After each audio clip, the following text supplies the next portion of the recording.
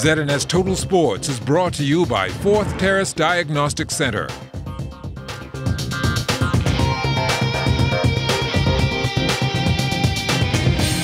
Welcome to sports, everybody. The Bahamian flag flying high today in the Gold Coast of Australia. Shawnee Miller-Weibo took to the track for the women's 200-meter final at the Commonwealth Games. She struck gold in a games record time of 22.09.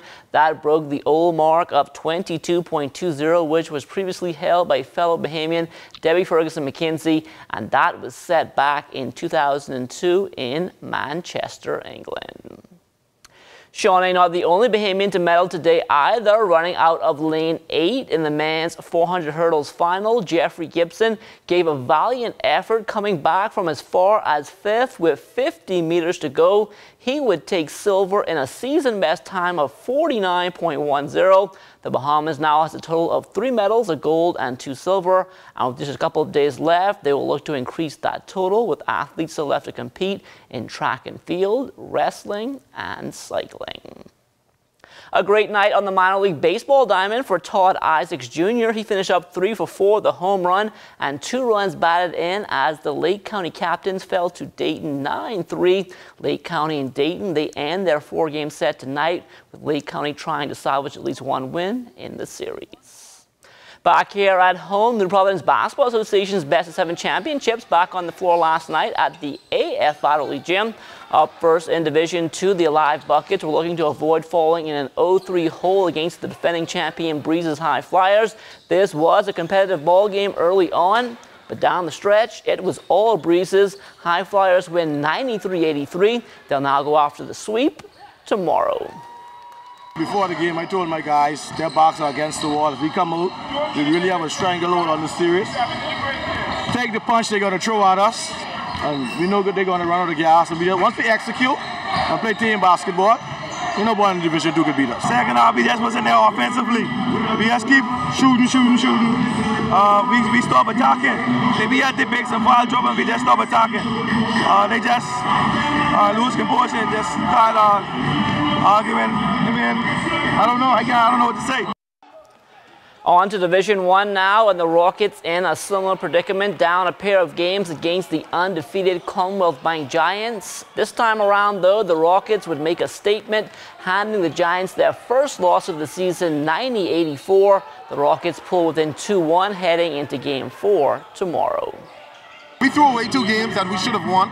I think we were right in them, right down to the last minute. Turnovers, missed free throws, killed us down the stretch. We went back to the drawing board, and we're going to take care of business. The most important thing really is defense. Defensively, I mean, we got more sets than anyone can dream of that we can do offensively.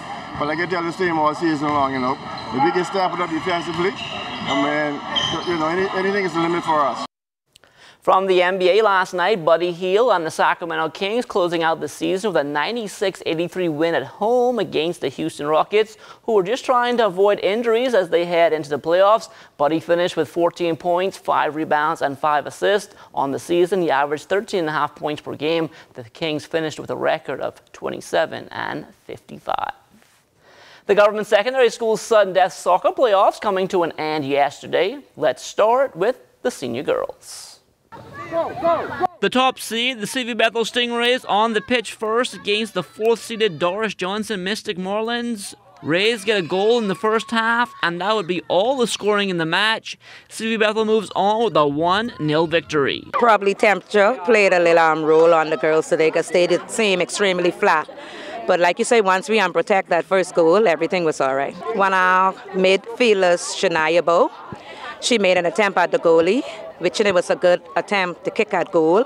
And the ball was right there, and Shante, our forward, came behind and assisted the play in, which she normally do. The C.R. Walker Knights and C.C. Sweeting Cobras on the pitch next. This one all about C.R. Walker. They win 5-0. We started off good. We started off playing our game as possession.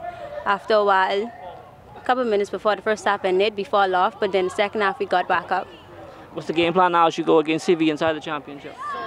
We'll work on our more finishing more goals, and then more possession, because then if you pass more in the game, you'll always outrun the team. We expected to win. We are the defending champions. On to the senior boys now. C.O. Walker also looking to move into the championship, and they would do just that, coming from a goal down to beat the R.M. Bailey Pacers 3-1. The boys, they came out a little, I guess, nervous, but they got themselves together in the second half because, you know, the first half was you can say 50-50, and we gave up I would say easy penalty, but yeah, they were able to regroup and, you know, end up coming out victorious. The other senior boys contest, the match of the day. Doris Johnson fought back from a goal down to force penalty kicks with the Anatol Rogers Timberwolves. In the penalty shootout, Anatol would get on the board first. The Timberwolves keeper then made a save to give his team the upper hand. Anatol then makes it 2-0. The Anatol keeper gets his hands on another one, but he can't keep it out, and the Marlins get on the board. The Doris Johnson keeper then comes up big to keep his team in it. The Marlins then tie the game up. Anatol retakes the lead at 3-2, and that's followed by another save. Timberwolves now have the chance to clinch it, but this ball flies over to the next field. Doris Johnson needs this one to stay alive, but it hits the crossbar. Anatol holds on 3-2 on PKs to advance. Coming back after we lost that goal, it was a bit of a fight, but we went down this road many times with penalty shootout, and it's a good victory. Looking forward to play C.R. Walker for the championship. We have to play better if we want to win, all right? Hopefully, we have a day before we can sit down, address some of the mistakes, and then come back, hopefully put together a much better game. Because, of course, you know, as the rungs, you go deep into the rungs, the competition gets way, way better. We have to go back to the drawing board and prepare about the offensive and get pressure the defense more. So it's a bit more collaboration with the team. The Royal Bahamas Defence Force is underway with its Health and Fitness Month under the banner Commit to Be Fit. One of the events will be a fun run walk this Saturday. It starts at 6 a.m., but we'll be doing a 5 o'clock registration. Also on Friday this Friday, anyone who wishes to register early can come down to the Defense Force base, and you can register early so you won't have to wait on the long line that's going to be there on Saturday. Also, with our fun run walk, inclusive of that is we have an aerobic section which is going to be taking place immediately after the walk. You know, like when you finish the walk, you want to do some other stuff. So you're going to be doing jamming with some aerobic. We have Oliver here, Queen PTI. She's going to be, you know, wowing the crowd with some awesome stuff. We have a lot of persons who's going to be part of this fitness fair, which will include Club One Fitness Center. They have just committed this morning that they're going to be giving out some free months. We have Ethan Quant, one of the well-known fitness expert, Natasha Brown. We have several other sponsors, a lot of doctors, Dr. Foster, Dr. Hyler, Dr. Kitty Adley, physiotherapist. She's actually the leading physiotherapist in the country. They'll all be out there. Also some massage therapy, all that's going to be taking place. And that will do it for sports. Stay tuned. The Bahamas Tonight comes back after the break.